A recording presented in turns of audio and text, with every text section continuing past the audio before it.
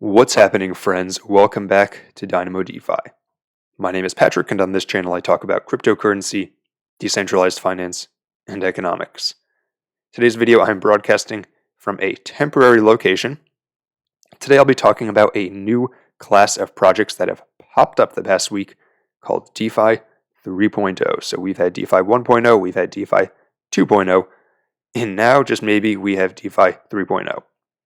I'll go through a bit about what exactly DeFi 1.0, 2.0, and 3.0 are, and then how these supposed DeFi 3.0 projects are generating value for their token holders, and then I'll look at maybe 7 or 8 of these projects that I've come across for those of you who are interested in getting in. Alright, so let's get into it. First thing you need to understand is what exactly is DeFi 1.0, and so that was the class of projects that popped up in 2020 and earlier in 2021, where their token is a governance token that gives you the right to vote on changes to the protocol. And then these projects often incentivize liquidity by distributing their governance token to people that provide liquidity. So examples of this would be Sushi Swap, Pancake Swap. You could even say other projects like Aave, which are largely governance tokens. That would be the original DeFi 1.0. And now this comes with a problem because for a lot of these things like Sushi Swap or Pancake Swap or even smaller swap type projects, the only reason people provide liquidity is because of the rewards, which means that they're essentially renting liquidity. So that led to the rise of this new class of DeFi 2.0 projects. And these projects actually own their own liquidity, which they acquire by people giving them liquidity in exchange for tokens. And so this is your Olympus DAO, this is Wonderland, Invictus, Spartacus. There's a whole bunch of other ones right now. Snowbank is another one. And so that's what people mean when they say DeFi 2.0. Some other characteristics of DeFi 2.0 is that they use the treasury or have plans to use the treasury to actually create value for holders. So Olympus is now using their treasury to invest in early stage projects and to do something they're calling bonding as a service. And then the final thing that characterizes these DeFi 2.0 projects is that they continuously rebase the market cap to give stakers a larger percentage of the cap. Again, so rewarding stakers and creating value.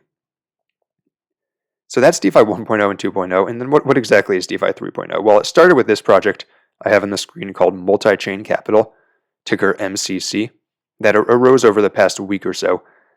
And what they do is they sort of are positioning themselves as another layer built on top of DeFi 2.0. So they are a reflective token that you hold in your wallet so you don't stake or anything. And by holding it in your wallet, every time somebody buys the token, they pay a 10% tax that gets distributed to current holders, so sort of like a meme token in that respect.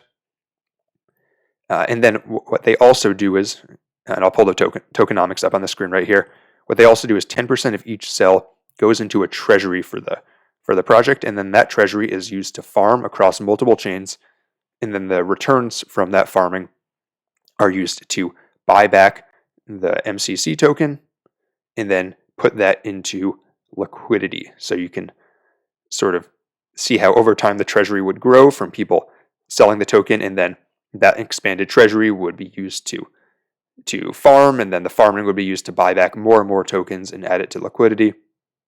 Meaning that over time, if you hold it, the amount of tokens you have should be growing, and then the total pool of tokens in circulation should be shrinking. In theory, increasing the value of your investment. And I think one way to look at this is that they're investing in a lot of different DeFi 1.0 and 2.0 projects, especially the 2.0 projects like Wonderland, like Spartacus. And so by holding this, it's almost like an index fund or ETF. Obviously not in the legal sense, but in the sense that they're doing the farming for you, and then you're theoretically reaping the rewards. Yeah, so I think this is kind of a cool concept, and these have done pretty well. So MCC, which like I said is the original, you can see the past 7 days it's done probably about a 5x now. It's in a slight dip right now. but still up tremendously. And a lot of the other coins I'm going to talk about today are up as much or even more. Some of them have done 5x in the past 48 hours. But this is a trend that is kind of taking over the DeFi space. It's funny how something like DeFi 2.0 comes around and everyone's talking about it, and then a few weeks later, people are moving on to this new thing. And before I go into some of the other examples, let's just show you exactly what they're doing for farming with multi-chain capital, because this is the original and this is the biggest. So right now they have a few investments on Phantom. They're using SPA and HEC, so Ohm forks. Then they're farming Geist using a pool of Phantom and ETH, and then they're auto-compounding Tomb and Phantom. So that's how they're increasing the value of their treasury, which they'll use to buy back tokens. They're also on Avalanche, where they're using Wonderland. We love Wonderland on this channel. And they're also using Blizz Finance to farm Blizz using ETH. So pretty cool. Pretty good way to generate value. And then they've already started doing buybacks. And some of these buybacks were quite substantial. So that creates some continuous buy pressure on the project. Now, before I go into some of these other projects, I want to make sure I make a note that usually with these sorts of things, the original one does the best, or does close to the best over the long run at least, and then there may be one or two other projects that kind of get sticking power. So you look at what happened with the Ohm forks. Olympus, of course, has done well. Wonderland, which is about as large as Olympus now, did phenomenally well. And then there's some other ones like Invictus and Spartacus that have done decent on their own chains, but a lot of these projects, not those ones I mentioned, but a lot of the smaller ones only lasted 1 or 2 days. So you do have to be careful with these, and I'm not expecting all of these to survive. That being said, let's take a look at them, because some of you may be interested in doing your own research and maybe investing yourself. So in addition to multi-chain capital, we have one called multi-stake capital. A lot of these things have multi and capital in their name, or farm in their name, cross-chain in their name. So multistakecapital.link is their website. You can see basically the same context. And this one has gotten a bit of traction as well. There's Multi-Farm Capital, website multifarmcapital.io. And I'm not going to go through all the details on these because they're all pretty much the same right now. So you can see they say you buy an Ethereum, we farm on multiple chains and return the profits to holders. Very nice. Love to see it. Now I'm going to go into some other ones. Before I go further, I also want to note that if your favorite project isn't on here, I apologize. There's about 24 at this point, so I can only cover so many. Also, I'm trying to only cover ones that are being very active on social media. So if a project hasn't posted in 16 hours and they launched 24 hours ago, I'm not going to cover it. And I'm also focused on projects that have already done buybacks and are already farming, because anyone can say they're going to farm, but I'd like to see some that are actually doing it before I report on them.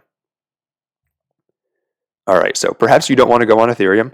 Next, we have Cross-Chain Capital, CCC, on AVAX. Website, crosschaincapital.finance. And so I'm expecting some of these ones that win on either AVAX or Phantom to do very well, because let's be honest, for the average retail person, Ethereum is too expensive. It's something like $200 for a swap right now. So Cross-Chain Capital, they are already farming, and they are on Avalanche. Then we have Cross-Chain Farming, so not Cross-Chain Capital. We also have Cross-Chain Farming, which is on Binance Smart Chain. Website, ccfdao.com. Cross-Chain Farming as a service on Binance Smart Chain. So pretty cool. And I think that farming as a service is actually a nice way to pitch this. Basically, rather than farming yourself, you're buying the token, then they're doing farming and giving you some of the profits. So perhaps some of you who don't want to actively manage your DeFi portfolio would like some of these tokens. Next up, we have a few on Phantom. First is Vampire Stake Capital, website vampirestakecapital.com. Same concept, but on Phantom right now, you can see they have plans to farm on a lot of different networks. And then another one on Phantom, we have Scary Chain Capital. website, scarychaincapital.com. So definitely, if you're interested in this DeFi 3.0 stuff, here's some projects to take a look at. I would say the strategy that one might take would be to either put a bid in all of them and see which ones do well. Some of these have done phenomenal numbers in terms of pumping.